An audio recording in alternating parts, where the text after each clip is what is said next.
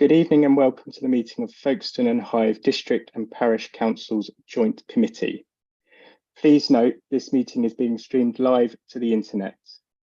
Please could all members ensure their microphone is set to mute unless they are speaking to reduce any background noise. Members should use the raise hand button when they wish to speak. So we'll move on to the first item on the agenda, which is to appoint a chair. The chair alternates between a district councillor and a parish/town councillor every meeting. The committee must appoint a parish/town councillor as the chair of this meeting. Do we have any nominations? I'll propose Councillor Hobbs. Happy to second.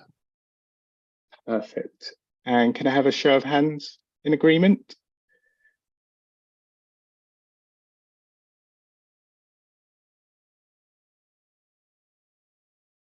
Great, thank you very much.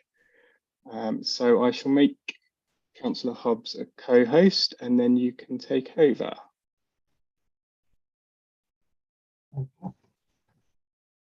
All set, Jake? I'm just making you a co-host and then you can continue. Right, that's all set. So are you happy to continue, Councillor Hobbs? Yes, thank you. Yeah. Perfect. Apologies for absence. We haven't got anybody, have we? Everybody's here tonight, so. That's correct. There's no apologies. Declarations of interest. Has any member got a declaration of interest to make on the agenda items that we've got tonight? No. Oh. Minutes of the last meeting have been circulated. Are you happy to receive them? We don't sign them as such because we don't ever see each other. Yeah, it's okay with me. Agreed. Thank you. Move on then to the UK SPF and rural funds. Not sure who was doing this now because I think it's changed, wasn't it? It's going to be Rod Lean, but he's being taken by somebody else. Is that right?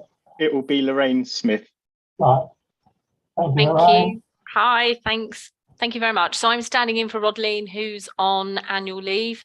I will just share my screen. Bear with me.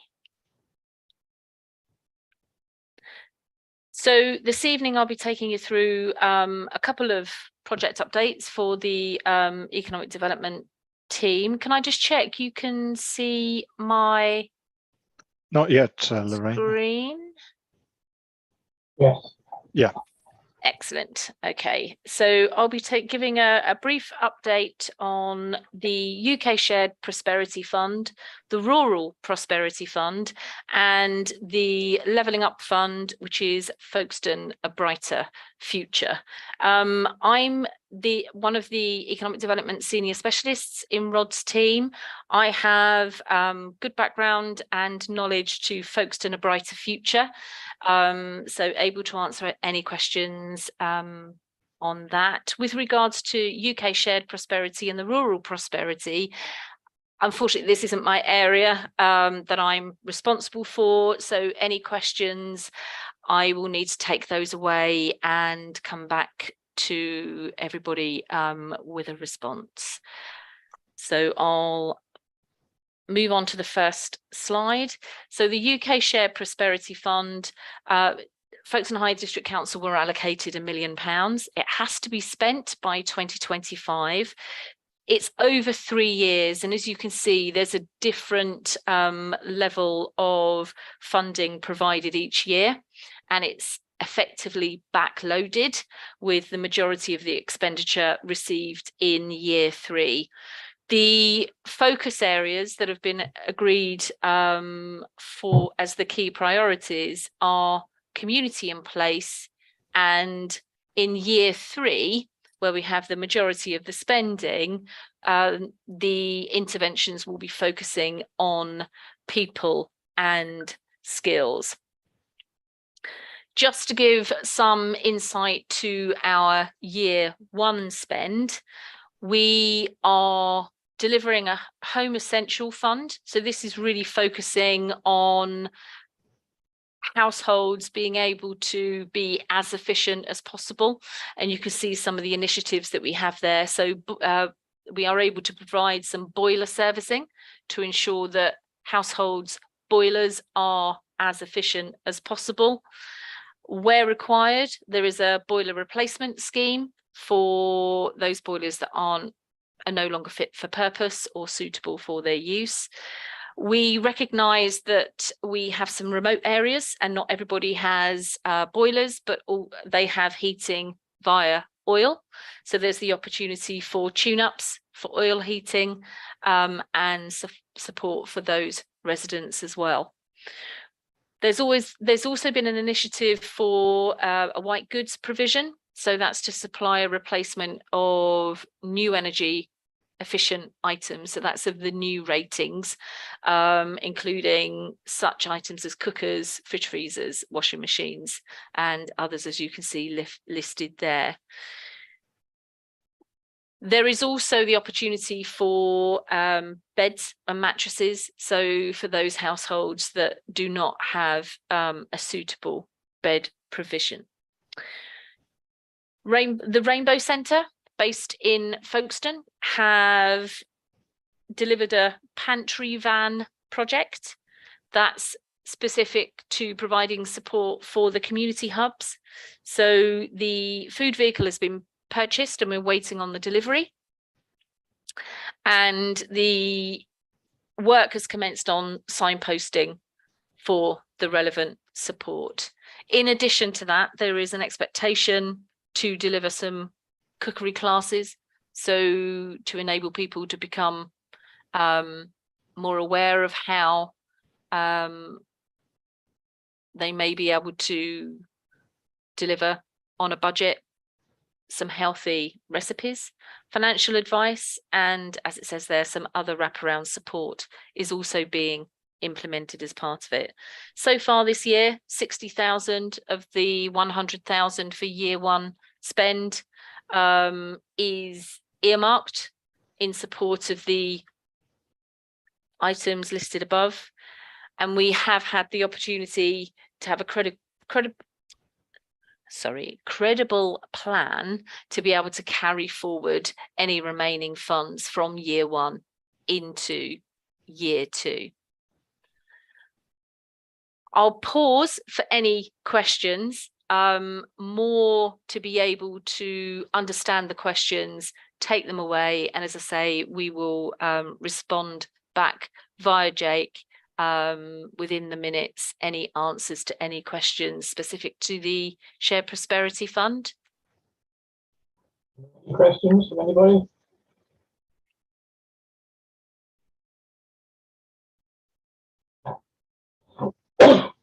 Okay. I haven't seen any hands picking up. I think Councillor Councillor Prater's. Prater. Hi. Sorry, Lorraine. Oh yes, sorry, it just popped up on the screen now. Sorry. Yeah. Councillor. Hi. It's quite difficult when you're down the side of the screen and you haven't got Yes, everyone I on know, there. So thank yeah. you for that. Just going to ask how we are letting people know about the Homes Essential Fund, something that we could pass, even if it's passed via towns and parishes, but basically promoting that which is available through that. And I should know the answer to this rather better, Lorraine, and I'm really sorry, being the cabinet member responsible for it, but I don't know. I don't know how the promotion is being done, so I thought I'd ask here.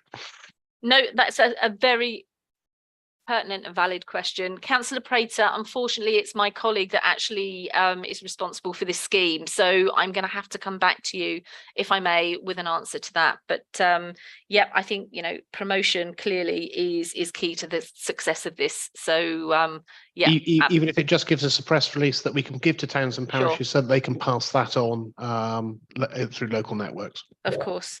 Thank you. Yeah, good idea. Okay, I'll move on to Yeah, no. anyone else? No? Great. No sign of any hands anyway. Excellent. I'll move on to the Rural Prosperity Fund. There's a my colleague has provided me with these slides, so apologies again if it looks as if I'm literally reading from the slides. It's because I am.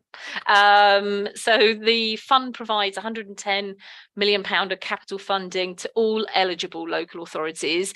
We at Folkestone Hythe District Council have been allocated, as you can see, just over £500,000 to £571,471, and that has to be spent over a 2-year period. The fund has been put into place to support activities for or to address particular challenges in rural areas.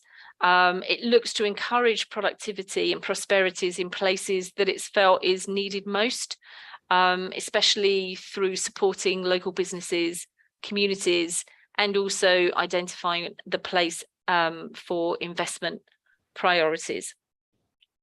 We can see there's a couple of items highlighted here specific for business and for communities.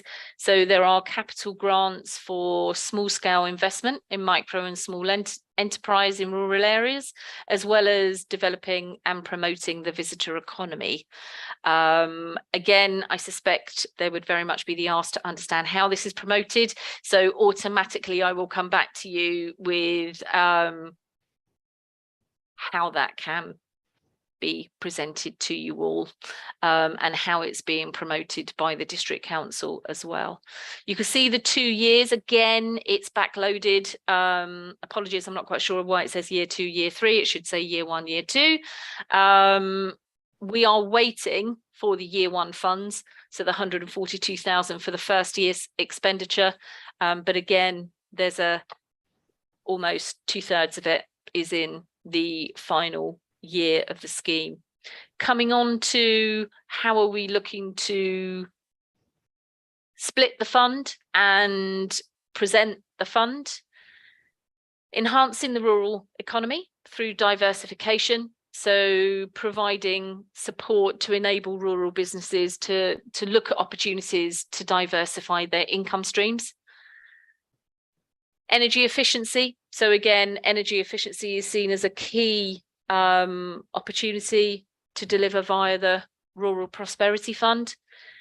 So that again is to enable rural businesses who could benefit from the environment and driving down their current costs. Tourism opportunities, the coastal destination project, so there's support going into that specific project which the council are delivering, which will, one of the key objectives is that it will enhance the local economy, protect the environment, and of course provide the opportunity for all-inclusive activities, including water sports and educational facilities. And we know that's also an area for delivery of a changing places toilet in the coastal destination project. So with regards specific to the communities, again, cost of living opportunities to help the most vulnerable, improving energy efficiency. So again, in line with some of the objectives that we've got for the businesses as well, and looking at transportation and infrastructure projects. So working with Stagecoach in facilitating a new bus route to connect New Romney to the wider area. That's something I know has been an objective and a focus area for certainly the 4 years that I've been at the council, for sure. I believe that was it for the Rural Prosperity Fund. So I'll again pause for questions for me to take away and come back to everyone with. Clear. Sorry, I have a habit of doing this. Firstly, again, thank you for this. It would be really helpful to have a definition of where is rural and where is not from the point of view of bidding to this, being from rural Sandgate, where we would clearly be very interested in this, but I suspect I might be wasting my time. So it'd just be worthwhile knowing that before I wasted it. On transportation and infrastructure projects, although I support the suggestion of the New Romney bus makes a great deal of sense. However, Stagecoach just in the process of withdrawing a lot of the service to Lim. And I wonder if actually having a conversation with Stagecoach quite urgently about not withdrawing the service to Lim, if there is potentially some funding opportunities available there, reinforce what you've got before you as well as increase what you can offer. That's me. Thank you. Thank you. Anne? Yes, just wanted to reiterate what Tim just said around the withdrawal of the number 10 bus route from Lim seems in conflict with building infrastructure in rural areas when they're just about to take away the only bus route, not to a kind of small place, but to the whole of Lim will be without any public transport. And the expectation of Stagecoach is that people will walk 1.5 miles to the nearest bus stop. So clearly very difficult for people with disabilities, learning disabilities or otherwise. So I just wanted to make that point, quite astounded by what you've just said on the slide. Not that I don't think that New Romney should not be connected, because I think they should be. Thank you.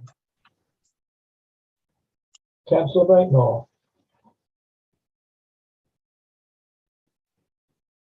You're still muted. Sorry, I can't walk and chew gum. I can stick my hand up, but I can't unmute myself at the same time.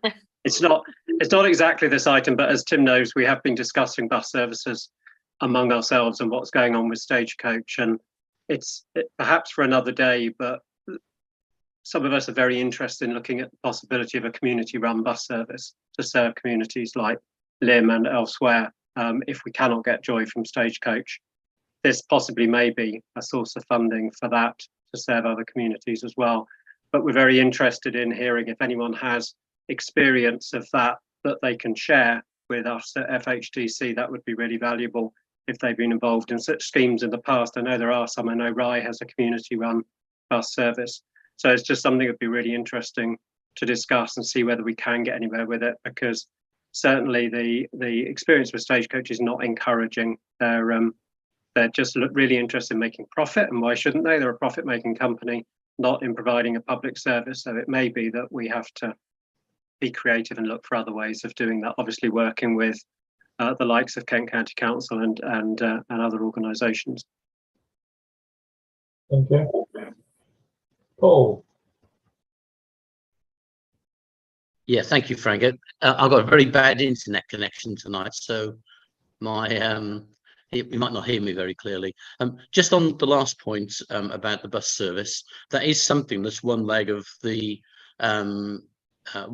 project, which is underneath the Romney Mosh Partnership, and that specifically is to do with connecting not just New Romney but the other associated villages with a railway station, either in Appledore or in Ashford. So that was part and parcel of that. But there's also discussion going on with Stagecoach about trying to supplement existing services as well, particularly around the issue of trying to get students to schools in Ashford predominantly, but also to colleges both in Ashford and in Folkestone and in Rye.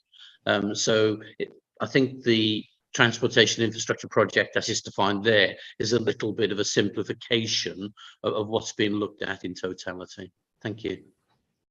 Thank you, Paul.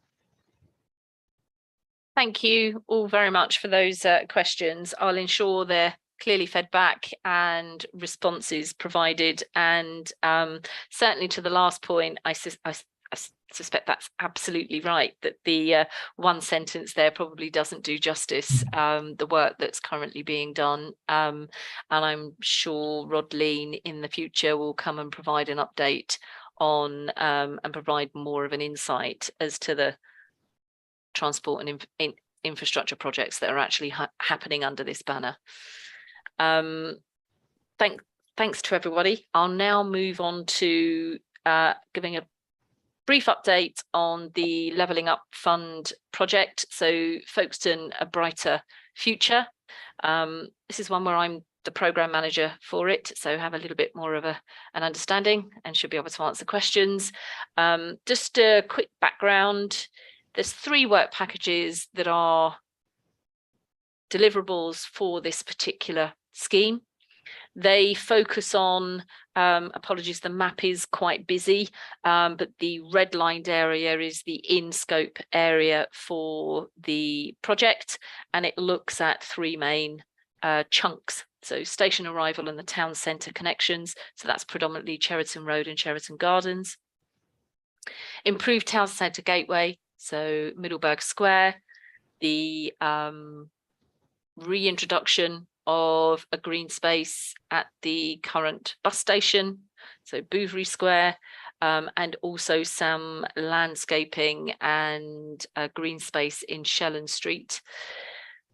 The third work stream is looking at Folker 2, the developing or bringing forward the initial works for the site, and also focusing on some interventions, including some of the softer interventions, such as a market improvement programme for Sandgate Road and Guildhall Street, the pedestrianised area of the town centre.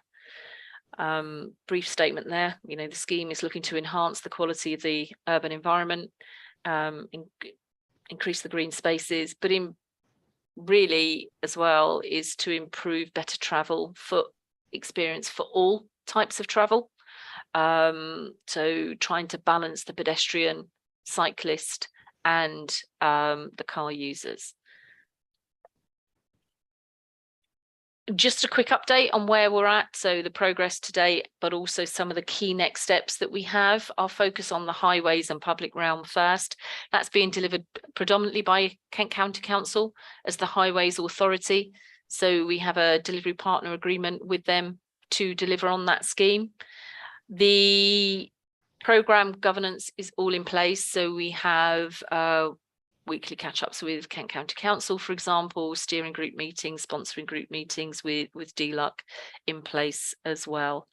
We have back in April, we developed a communications and engagement strategy to understand how we're going to engage the public moving forward as we deliver the scheme.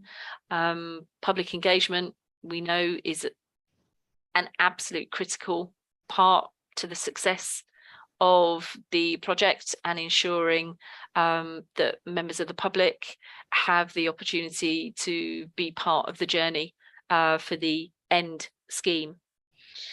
To that point, phase 1 concept design has been delivered, and we opened surveys and presented a 2-day event early July, of which we had 259 visitors through the door at that 2-day event.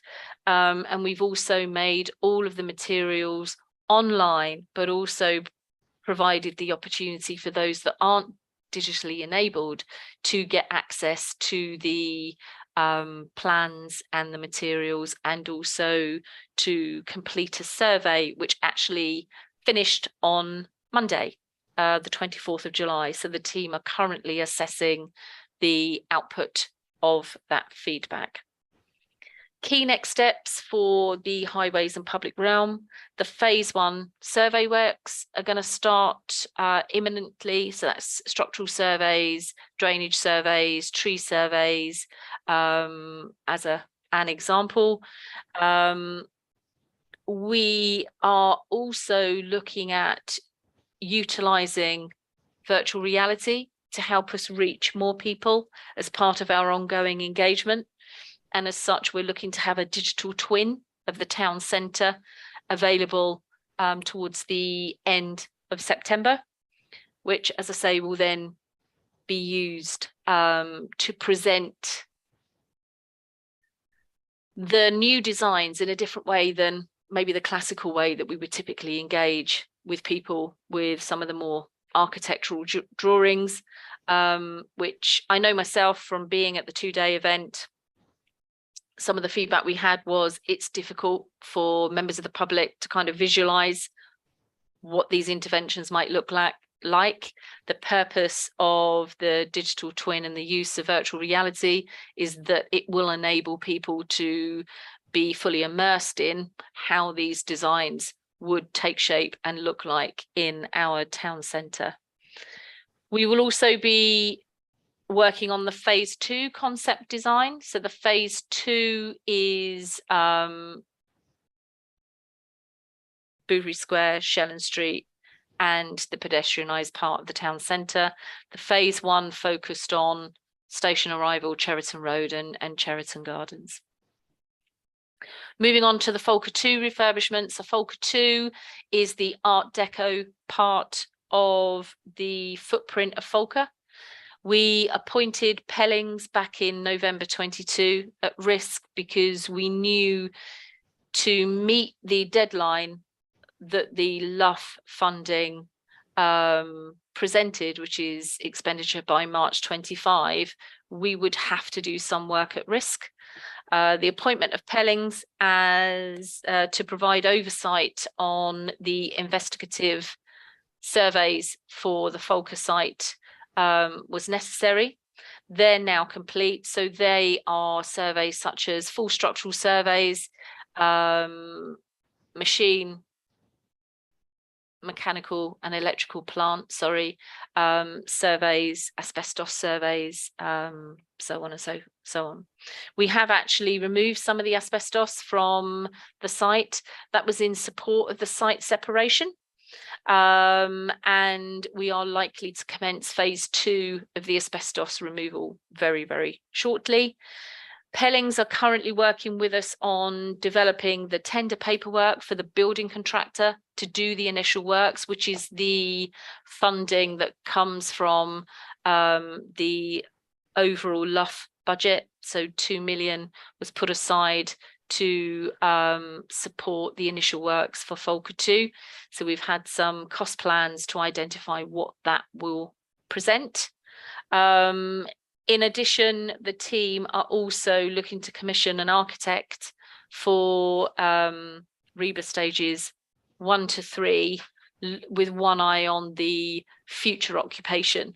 So that's not part of the LUF deliverable, but still a critical element of getting Folker back into use. Some of the key next steps I've already touched on. So building contractor, the tender being published and the contractor being appointed, phase 2 asbestos removal, and also the architect being appointed for the future occupation strategy. Just wanted to share some of the photography and some of the imagery used in the public engagement. And again, just some insight to some of the stats around the 259 visitors.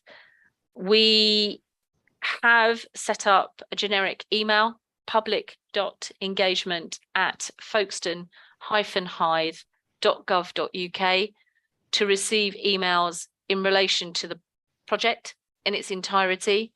It's manned continuously, and the relevant service areas are signposted as and when is necessary. So again, I'm going to pause. That's the end of my presentations this evening. Thank you. Thank you. Tim again. Oh, I can see you all now. Sorry, Frank. I'm going to firmly ram my Folkestone Town Councillor hat onto my head and take this one. Again, I'd like to thank you, Lorraine, for that presentation. The phase 1 works, as you say, have just been through consultation. I just a couple of points on that. One piece of detailed feedback that we had on those phase 1 works, which is a lot about improving walking and cycling routes, was from Cyple Shepway, who were quite concerned actually about the impact that it had even on current cycling in the area, and had some concerns certainly that the key roundabout in the middle of that has been designed into it was more of a more of an obstacle than a gateway as far as cyclists was concerned. And I hope that the design team, when looking through those responses, will put a lot of weight on what Cycle Shepway have offered there in terms of the feedback on walking and cycling. Secondly, just to say that on the consultation, I was really impressed to see 250 people attending through that period of time, because it was held in a building that quite a lot of people don't know and wouldn't have been aware of and don't know from outside. It's effectively the business centre, which is above Burger King, which if anybody in this call has been in, you're one up on me, because I've never been in there and I've lived in the area for quite some time and actually know where it is and where the building is. I think for that public consultations in the future, it would be really helpful to hold them in more public areas that actually have public people walking by. We're talking about the centre of Folkestone and things like that, putting the consultation areas into Bouverie Square shopping centre or into the front of Asda's or something that has got walk by trade, so that people can actually see it and engage with it, even accidentally, would be helpful. I accept that the comms team did a very good job in the week before the consultation, enforcing the message on social media that the consultation was happening, and did get a much higher level of engagement than I thought that they would get a week out. But I think that there is more to do there in terms of public engagement about actually being visible, even to people who didn't know that these things were going to happen. But yeah, those two things, mainly on phase one. I just said I really hope that not only will we listen to that phase one feedback, certainly including from Cycle Shepway, but that might mean some potentially significant redrawing of some elements before it then goes on to the actual detailed works and scoping those out. Anybody else? I see no hands. Yes, Roger. Thank you, Frank. Yeah, I totally endorse what Tim has said there. I think a public-facing shop front for public engagement would be an excellent idea. I've just got a couple of questions, really. Are the questions coming through on the chat? Because I'm sending questions through, and I'm not learning whether or not you're hearing me. I'm just writing them out. Showing on chat at the moment.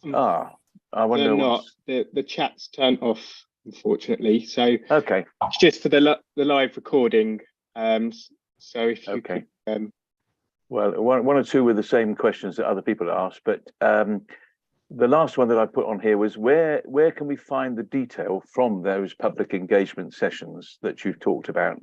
Are they on? I mean, is there a generic website we can find it on somewhere? Yes, there is. Yes. What I'll do is I'll send them to Jake, and we can get that back out to you. That'd be brilliant. Yes, there's access to all of the boards that were shared on the day, plus the background to them as well, just giving the insight to how we got to where we got to, and the interventions that are taking place. Yep. And the feedback comments as well, are they available? They will be available. The survey's closed on Monday, the 24th of July. We are in the process of, at the moment, of analysing the data, but yes, Great. that absolutely will be available. Super. Thank you. Thank you very much. Anybody else? I wonder if Lorraine could confirm that that the detailed feedback of Cycle Shepway can be listened to before we spend some time surveying on roads and moving drainage and moving highways and things like that for a roundabout which Cycle Shepway say will make the world more dangerous for cyclists, when the scheme's intended aim is to make it better for cyclists. We just need to make sure that we've taken that seriously before we continue. That's all. Councillor Prater, I would say that we've got all of the feedback from everybody, including Cycle Shepway's views and feedback, and we will be sharing that with the design team. We do know that there's been a lot of modelling, but absolutely their feedback as cyclists needs to be taken into account. So yes, we will be speaking with ACOM about how we respond to those with regards to you said we did, and also any changes to the designs. Yes, you have to excuse, I'm very naive. It's my first meeting. I don't really know what I'm talking about. I was just checking, given the answer that you've given around the cycle Shepway, that all the people who actually use wheelchairs or disabled people have been included in the planning. I'm assuming that's happened. Yes, they would have been. And I know myself, when I was there on the Thursday of the 2-day event, we did have good representation, yes, of those with additional needs and specific needs. Yes. Thank you. Any more questions? If not, then thank you, Lorraine, for that. Thank you very much indeed. I'll ensure we come back to you on those questions. Thanks again for the opportunity. Presumably the presentation will go out with the minutes as an attachment. Yes, they will. Thank you, Jake. Thanks all. District-wide carbon plan. This is you, isn't it, Adrian? Yeah, I was going to hand over to my colleague Olu Fatoken, who's the low carbon senior specialist at the council, Folkestone Hythe District Council, and she's going to give a short presentation, if that's okay. Okay. You're still muted, Olu. Bless. Good afternoon, everyone. As Adrian said, I'm Olu Fatoken, the low carbon senior specialist within Folkestone and Hythe District Council. I started back in August 2021, and the district-wide carbon plan has been one of the projects I've been working on. So I'm just going to share it. So back in November 2022, probably with a lot of the old people, older admin, we had a presentation about the district-wide, so I've kind of just summarized it. So if you do want me to share the slides of the November one, just for context, I can share it later. So we're going to just be briefly talking about the overview of it, how we've developed it using the Carbon Innovation Lab, the projects that's come from it, what we propose to do within the consultation, the various engagements we would go through, we would do, and what we what would like Parish and yourselves to get involved in. So it's been long coming. So we did declare climate emergency back in July 2019, I think, climate and ecological emergency, which is for us to look into how we reduce the carbon internally in terms of the council's operation and asset. But we also made a commitment to develop a strategy for Folkestone and Hythe District Council, whereby we as the council will play a leadership role to involve community, the public partnerships, basically to see how we can move towards net zero. So I've put a timeline here. The initial proposal of how to go about it was presented to Cabinet back in March 2022, and it was approved. So basically, we decided the best way to go about it, since the council's emission is just 0.4% of the wider district, would engage more with the district to find out what exactly are the pain points, even though we're coming from data from the government. And then we did form the Carbon Innovation Lab, which has helped with the development thus far. In June 2022, we gave regular updates to the DEN Climate and Ecological Working Group. So far, the CI Lab, Carbon Innovation Lab, I've had 5 meetings. We've done the draft program in terms of developing it, taking it through our own internal committee process. And the plan up to the stage where next step is to go to consultation, has been recently approved by the Cabinet on the 12th of July.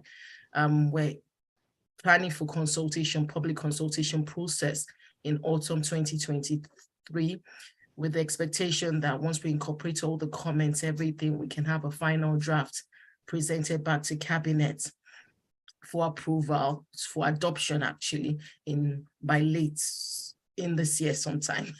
So in terms of, I did say, it's been guided by data. So from the Department of Energy Scrutiny and Net Zero, They basically, so they do like district emissions within the local authorities. For Folkestone and Hythe District Council, these are the main emissions, like the main sources, what causes the main emissions.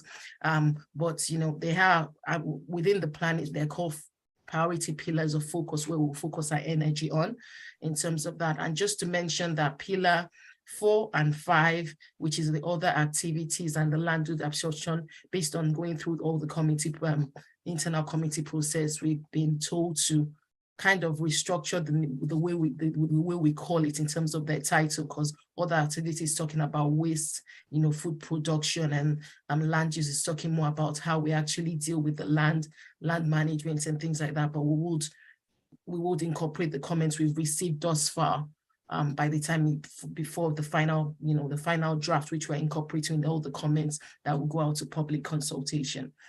So like I said, we set up a carbon innovation lab in June 2022. It's basically an informal voluntary group, which is to drive local actions for us to reduce our emissions. It's a collaborative involuntary group. My colleague and I basically cold call people, telling them about this grand idea we had to work with the district, everybody basically, that we could to get towards net zero. It's made up of businesses, community groups, special interest groups, and people of Folkestone and Hythe District Council. Like I said, they have helped develop the plan, the chapters in the plan. So when the chapters are written, we would email it out, people will comment on it. So we've incorporated things all along the way, trying to make it as inclusive as possible, really. And the intention, so with the intention with the Carbon Innovation Lab, they're quite strategic in the way we're working, but also the plan is that as we continue to evolve, we'll have tax and finish groups of people that actually go and deliver like local projects, tangible projects within the district. And based on this, so with the Carbon Innovation Lab coming from it, like, oh wait, part of the focus was sustainable transport, how we're going to work with the rail trade, and 4 emerging projects covering different areas arose from it. With that, we now, and the need for us to just engage more with the public, basically.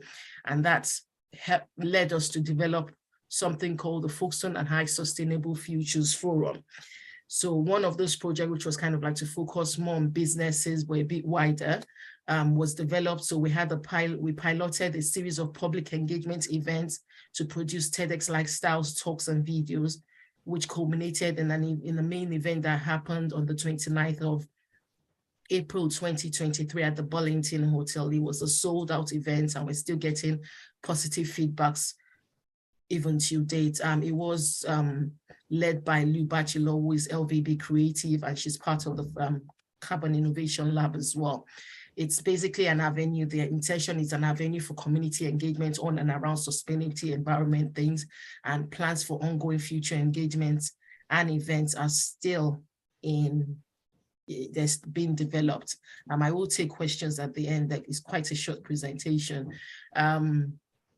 So next, just to clarify the role of the Carbon Innovation Lab, like I said, the Sustainable Futures Forum, the Carbon Innovation Lab is a forum. Right now, it's just a small group of people, but it's open to people that want to get involved. So if you want to get involved, please do contact me. Information or contact details is in one of the slides further down. And then the Sustainable Futures Forum, what we think, the Folkestone and Hythe Sustainable Future Forum, what we're thinking of is it's going to be umbrella brand or name whereby projects that are being supported by the Carbon Innovation Lab takes place, every project across the district.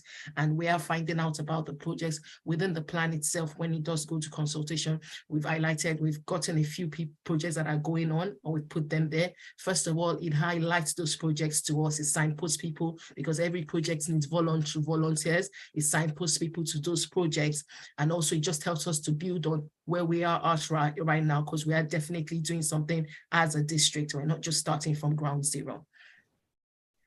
And then, so going back to what we've proposed in terms of consultation, so the whole idea is it needs to be as inclusive as we possibly can. We will do a consultation period for 6 weeks. We're also using the targeted consultation by Canterbury City Council. We have used this before for the corporate plan. They basically have a special, I think they use like addresses and send, the questionnaire to postcodes so that they can get varied, responses. We would have drop-in sections in various locations across the district. I've just mentioned a few, we're open to comment resource-wise and, come into areas and just, engage and talk to people about it. We're going to have a dedicated email address as well. We've tried to use 4 different means of engagement just to make sure that, it's not the general people that would usually talk about sustainability or environmental things that will be involved with everybody, because basically we're trying to build a future for a district that is fit for everyone.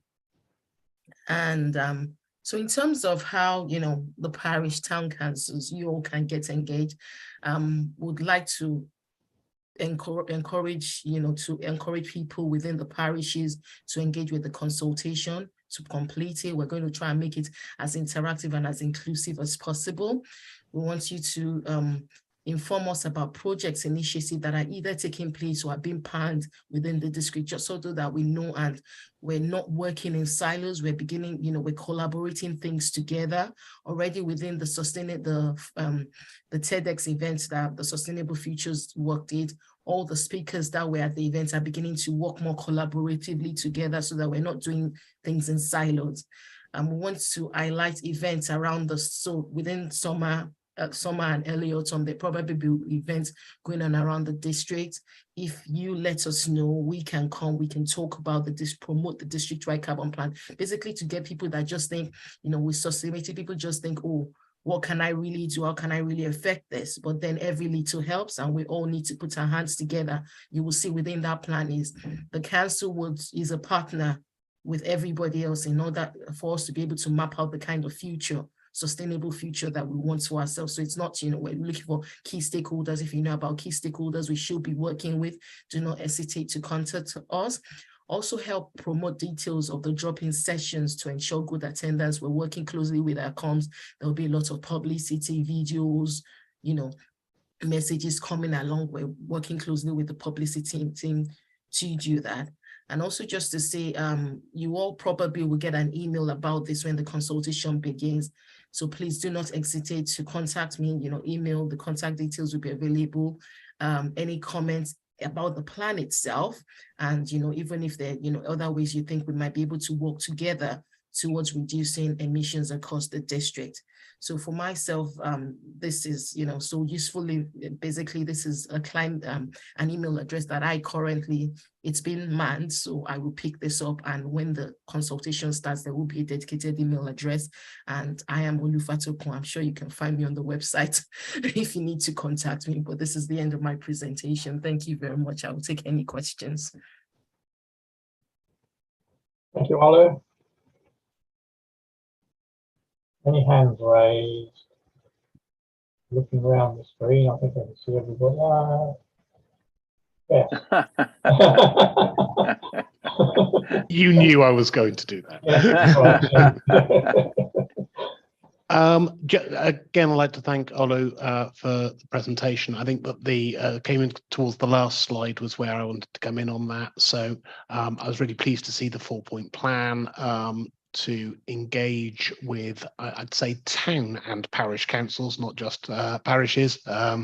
Obviously, Hythe and Folkestone and New Romney, and I can never remember, and Hawkinge are all important to this as well. I'm assuming that is being or has been emailed to all clerks of all of those in the district, and if it hasn't, if it could be sent as soon as possible, with the ways that they can be involved and about helping promote those drop-in centres and help promote the consultation, I think that would be really helpful. I do wonder if a 5th point on there as well might be about encouraging each of them to consider either sending or nominating somebody from their area towards the CI lab itself, and who could bring their own, particularly if they've got people who are either expert in the area or very clear on what things are going on in their area in terms of environmental action. Point at Sandgate Environmental Action Group, for instance. Sandgate Parish Council may or may not send a representative, but I know a number of really good people who are involved in environmental action in our area, and I'd love to have the opportunity to tell you about them and get them involved in the CI lab as well. And I'm sure that there are other towns and parishes with people with that sort of level of expertise and engagement as well. So if that became a 5-point plan, not just the 4 points of helping people be involved in that, but genuinely send us nominate somebody to be involved in the CI lab, and we'd love to get their details and have their contact details and invite them along to stuff. I think that would really strengthen that engagement. But thank you very much. It's very valid point. I'm sorry, Ollie. Yeah. Thank you very much for that.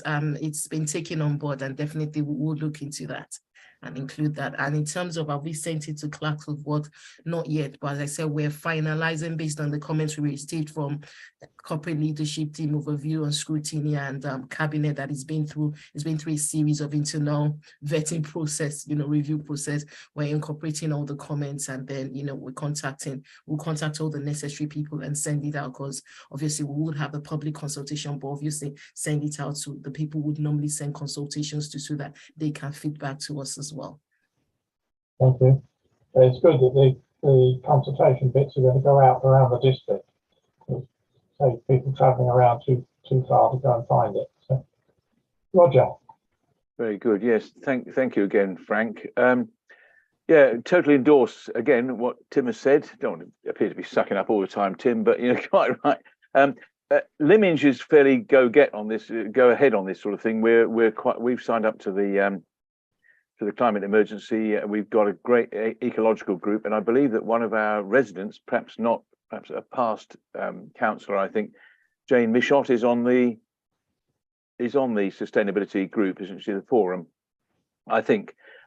My question really was: there seem to be sort of parallel actions going on here in a way, don't there? You talked about earlier on. We heard about the Shared Prosperity Fund and the improving energy efficiency and all that kind of thing, which adds towards this zero carbon aim. I'm just wondering if there's a parallel initiative within the district for the built environment as well. So upgrading existing buildings, but possibly and equally as important, possibly more important, whether we'll start to encourage new builds to be much more energy efficient. So when developments come forward, we can persuade them to improve on the energy efficiency. Okay, thank you very much for that. I'll pass over to my land manager, Adrian, because he's a planning person. He will get more. He'll be able to answer that more appropriately. Thank you. Yes, that's right. That is something we're looking at. The government is introducing reforms to the planning system through the Levelling Up and Regeneration Bill, which is at the House of Lords stage at the moment in Parliament. One of the reforms is to bring in design codes, and it will be a statutory duty for all local authorities to produce design codes for their area. And part of the remit of design codes is to look at the sustainability of buildings, and also how we can promote biodiversity across the district. So that is something we're looking at the moment. Unfortunately, the planning system is quite a lengthy process, and needs a number of stages of consultation. So it won't be within the next few months, but it is something we're looking at. On the way. Thanks, Adrian. Lynn might. Yeah, there's sort of two things that are relevant to our area, particularly regarding carbon emissions. And whilst I'm all in favour of the carbon plan, I just hope it's enforceable rather than an aspiration. Now, obviously, the first one is I don't really see how we can input much into it, in that it's part of the national road network. In obviously the M20/A20 passes through the district with a huge number of HGVs, which either rumble along slowly or actually park up. So obviously any carbon plan is a local plan rather than a national plan. And I feel that, I don't know, perhaps 10% of the emissions going on in the district are just beyond our control. The other one is obviously we're about to receive 8,000 houses in the area local to Lymm, where the aspiration is always to be carbon neutral. But I would hope any plan actually lays down enforcement processes that the aspiration actually becomes a planning requirement rather than a hope. And as I always say, aspiration is always trumped by viability. So developers will always find a way of wriggling out of any grand plan. So I suppose the point is, I just hope the plan is enforceable and we're not just playing token lip service to the aspirations, really. Adrian? Yeah, and in terms of the first point, the figures we've quoted in this presentation have come from government, and they're a sort of data set that the government says is within the scope of local authorities to influence. I think there's some debate about some of it perhaps, but it doesn't include sources like motorways or airports or major kind of infrastructure within those figures. So we've chosen as the sort of starting point and the baseline that data set, which is said to be within the scope of local authorities to influence. And that data set, it runs back about 17 years. So you can see trends over time.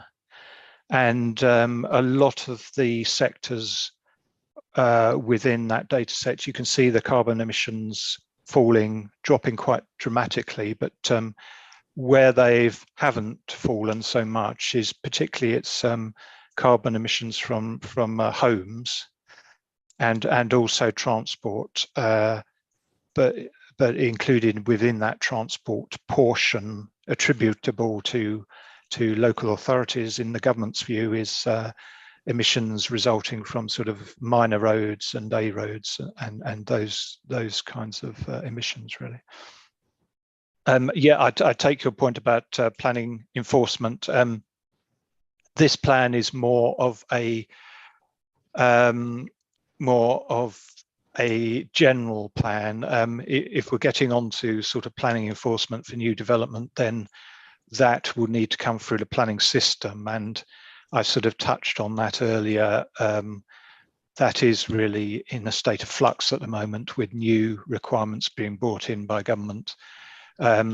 We will be pushing for as high standards as we can have through our design codes, but there is some uncertainty as to how far we can go with that until we've seen the detail from government, really. Adrian, Olive. Yeah, thank you very much. Just also to add in terms of that, so also in the process of just working with our carbon emissions, we're being guided by the greenhouse gas protocol, which basically talks about how we have to focus on things within our sphere of influence. I know because we're a district authority, like Adrian said, there are things within our remit, which is within our control, which are the minor roads, which is why we're working closely with active travel, trying to look at doing things. And we're also trying to, as you said, link up so that we're not working in silos. And also the Kent County Council currently have a local transport plan, strategy 5, that I think is up for consultation right now. We can send the details out because we're working, still very early stages, but we're working with them so that, things, because carbon is also part of what, reducing carbon is also part of what it is. So we're doing what we can in terms of just speaking up and influencing where we can.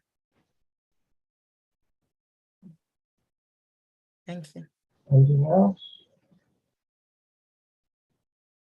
I know Tim's comments about making sure that you include the towns as well, because this district is unique in a way because it's got 5 town councils. On the other end of the scale, we've got 6 parish meetings where they haven't got a council at all, which throughout Kent there is no other district that is so diverse.